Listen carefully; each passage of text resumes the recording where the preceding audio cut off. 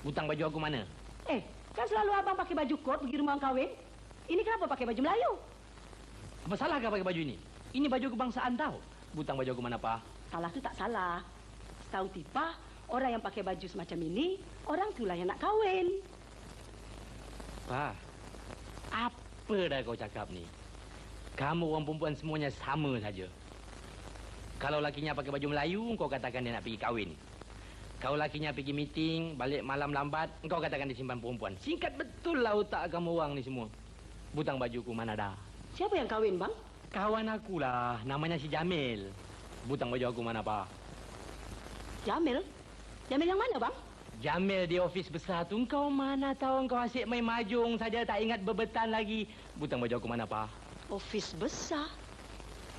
Setahu tipa di ofis besar itu yang nama Jamil, abang saja seorang lah. Jangan-jangan abang ni nak kahwin tak? Pa, kau jangan ngada-ngada, Pa. Engkau jangan samakan aku dengan si Jaafar, dengan si Hashim, dengan si Saleh tu, Pa. Mereka tu sanggup bini banyak. Aku dengan kau saya ada cikit darah, Pa.